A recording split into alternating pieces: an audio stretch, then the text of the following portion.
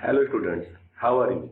I am Professor Umesh Gaikwad, Department of Information Technology, KKO Institute of Engineering Education and Research, Nasik. Today we are going to see very interesting topic, that is basics of object-oriented programming. Here we will learn introduction of OOP and many more basic concepts related with the OOP. Before starting the session, we have to understand objective and outcome of today's session. After this session, you will be able to understand various basic concepts of OOP. Then you can differentiate in between object and classes, which are two basic terms of OOP.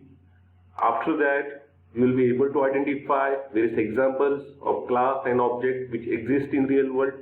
So these are the outcomes which will be there after the end of this lecture. So we will start our session with one quote.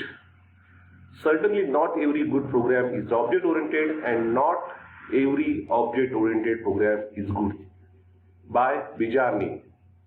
He is the inventor of very popular OOP programming language, object-oriented programming language, C++. And a person like him giving such signal to us, it means we have to take this signal carefully. Though OOP is very powerful programming paradigm, but we have to use it very carefully. Otherwise, it will not like that we are using all principles of OOP and we can claim that our program is good. If you are not going to select all those principles carefully, if you are not going to write code carefully, then your program will be one of the worst program. So if you want that your program should be always a good program, then you have to learn each and every point of OOP carefully. And after learning every point carefully, you will be one of the best programmer in the OOP field. So we'll start with the evolution. See this diagram. In this picture, you can see various steps in the evolution of languages.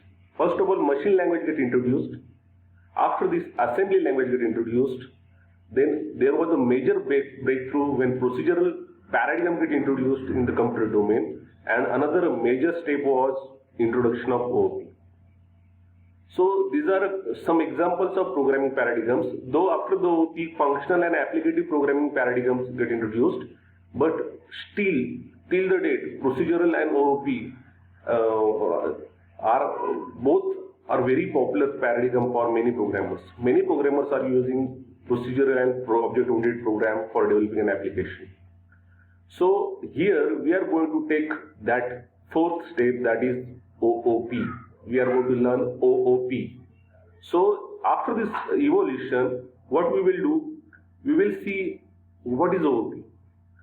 Object-oriented programming or OOP, it totally based on objects and classes. Now your question, it might possible that you will raise a question, what is the object and what is a class? We are going to see object, class and its basics in next few slides. So, but main thing is that main focus of OOP is not on function. In procedural programming paradigm, main focus is on function. But in OOP programming paradigm, main focus is not on function, but main focus is on an object. So what is an object? Any real-time entity is an object. I am an object. After that, any real-world entity. Pen is an object, table is an object, chair is an object, fan is an object, any animal is an object. So many examples are there about the object, and for that object, if you want to write and program, then main focus should be on object instead of what functions we have to write. It is OOP. So as I said, main focus is on function. So many popular languages are there under this programming paradigm. All well-known languages, almost all well-known languages are under OOP paradigm. Java is there, Python is there, C++ another popular language, .NET, Android, Ada. These are some popular languages under the OOP paradigm. Now, as it is very popular paradigm, many programmers are using this paradigm, so we have to learn every concept of OOP carefully and with great understanding. So, we will start with basic concepts of OOP. So, what should be the flow while learning basic concepts? It is our flow. First of all, we will learn object, then we will learn class, then 4 keywords are there: inheritance, polymorphism, abstraction, and encapsulation. What is it? These are 4 principles of OOP. OOP is very strong paradigm because of only these four principles. These principles are also well known as pillars of OOP. It is also known as characteristics of OOP. So we have to learn these four principles under the basics of OOP. But before that, we have to learn class and object. What is the class, what is the object, and then we will learn about those principles. So we will start with the class and object. So this is a general information about the class. It is a blueprint, it is a template. So that template is useful for creating an object. It represents properties and methods which are helpful for object creation. Whatever template is there declared by the class, every object should or must follow that template. We cannot create object without information of a class. Class is mandatory. It means before the object we have to create a class. Before the object we have to declare a class. For example, car is a class. In that we will declare what should be the structure of car. And after that, as per our convenience, we can create many cars. For more better understanding, we will see next few slides. And now we will see what is the object. It is a real world entity. It has direct relationship with class. Object follows the template provided by the class. For example, if one object is there, Audi car, then that Audi car must follow the template provided by the car class. And the third statement about the object is object have states and behavior. It is about the real world objects. But what about the software object? Oracle has defined software object in their documentation. As per the Oracle documentation, object is a software bundle of related state and behavior. So in one package or in one block, we will declare state of object and behavior. It is a bundle. Now many things are unanswered here. How it look like? What are the different examples? Slowly as we are going to move towards the end part, your idea will get cleared. But right now, keep that definition in your mind that object is a software bundle of related state and behavior. That in one block we have to define the state as well as we have to define the behavior of an object. Now we will start. We will take this part for more better understanding. In front of you, on the left side, car is there. On the right side, many examples of car are present. So what is that car? Car is a class. So that class declares what should be the attributes of a car and what should be the behavior of a car. And after that, many companies are saying that now if we want to introduce many new cars in the market, yes, Audi can introduce their car, Nissan can introduce their car, Maruti can introduce their car, Volvo can introduce their car, but all these cars must follow the template provided by the car class. That is, every car should have 4 tires, 2 front lights, 2 back lights, seats, then many more gears. These are the templates or these are the attributes provided by the car class, and every car must follow these templates. So another example in front of you is animal. In front of you many animals are there, but they are having some common properties. They are having legs, they are having ears, they are having age, they are having weight, and because of these common properties they belong to the animal class. So in animal class will declare a template that animal should be like this. Animal should be like this. Animal should have legs, animal should have hands, should have weight. This should be the attributes of animal. So animal class will declare attributes first thing and will declare behavior. And after that, whenever anyone is going to claim that I am an animal, then that animal must possess the common property provided by the animal class. If a particular entity not having those properties present in the animal class or declared by the animal class, then that entity is not an animal. If any car is not having properties present in a car class, then that particular entity is not a car. Though they are claiming, but it is not a car. So car is a class. Audi, Nissan, Volvo, these are the object of that class. Animal is a class. Elephant, giraffe, dog, these are the object of that class. So this is a class and object. Class is a template. Object follows that template. An object can create our own copy from that template.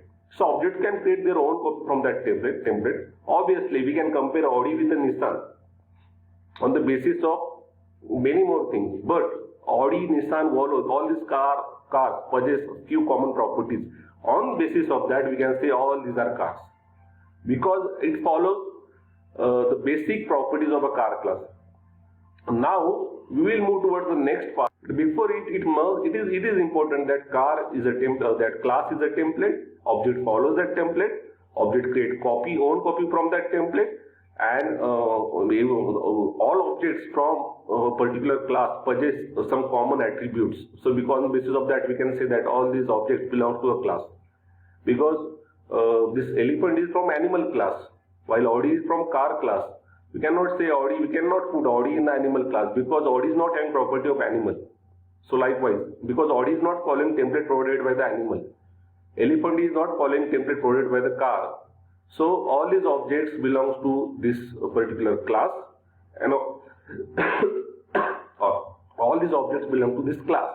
So one more definition is there for class on the basis of this, that class is a collection of objects possess common properties. So all these objects possess common property, it belongs to this particular class. So class is a collection of objects. Now one more statement is there about the object, that object have states and behavior. What is meaning of this particular statement? It means that states means what? It is nothing but an attribute, it is nothing but a property or characteristic of that object. It is a student object. Every student must have name, age, color and sex. We can add few more things here, that roll number, every student must have roll number, every student must have class declaration or that class information. So these are the attributes of student, and behavior is what? Student can eat, student can drink, student can run, student can write a paper, student can read, student can give attendance. Many behaviors are there related to the student. Now what will happen? This is a student class, and this student class, we have declared that template that these are the attributes, these are the states or properties. This is the behavior of student, and whenever we want to create one student, let's assume now in our class we want to add few students. Whenever we want to add few students, then all the students must have these properties and must have this behavior. We have to provide values to all students about this property. For example, if I want to add this student number 1, if I want to declare that this student number 1 belongs to this class, then we must provide name, age, color and sex information to the student. Then we can say this particular object belongs to this class. If this object is not having this information, then no, this object is not following this class. So if this object must have this information, this object must have this behavior. In behavior, we can say what is the eating behavior of this particular student? John can eat more, John can drink more, John can run fast. This is the information of the behavior. So there must be information about the behavior, about that particular object. So we can add objects accordingly, object 1, 2, 3. But if you are observing, all objects are having information about name, age, color, sex, and they are having information about behavior. So it means that they are following one common template, that is a student template. So all these objects belong to the student class. Now, can we compare one object with another object? Yes, we can compare one object with another object on the basis of value assigned to their attributes. For example, for name attribute, here value is John. For name attribute, here value is Sophia. So on the basis of value provided to the property or to the state or to the attribute, all these three things are same: states, property or attribute. We can compare one object with another object. But in the student class, here in this figure, 3 objects are present, and the student class is a collection of 3 objects, and all objects are having common properties: name, age, color and sex, and they are having information of their behavior also.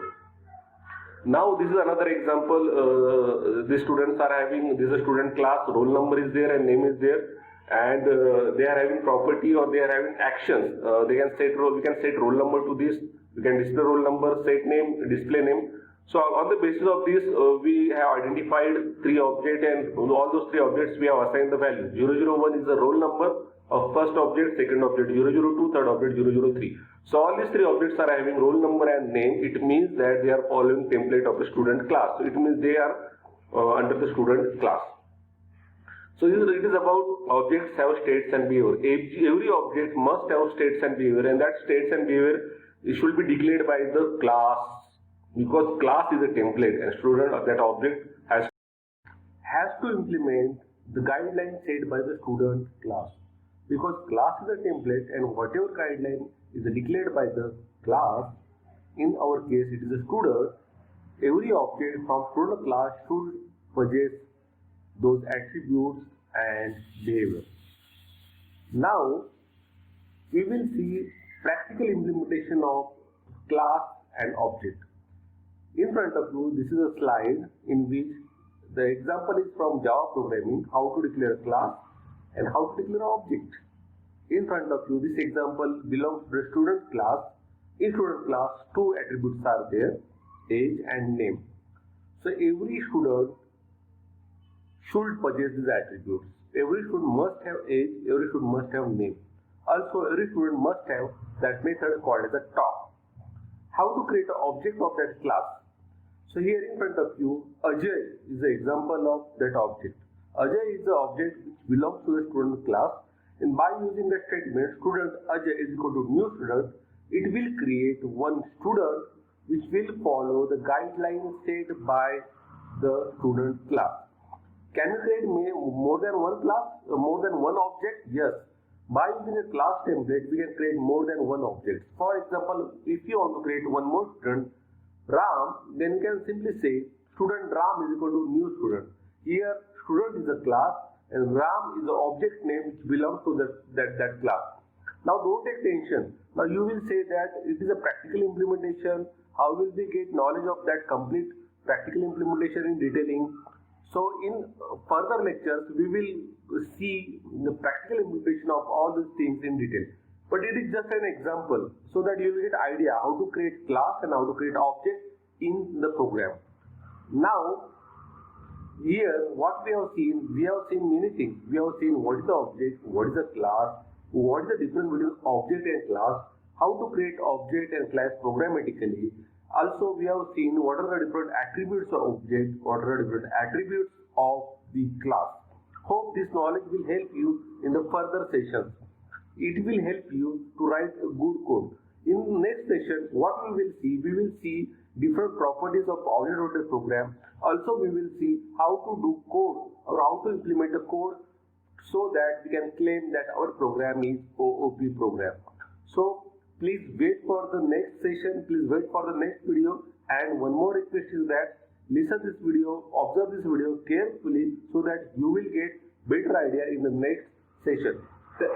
Thank you.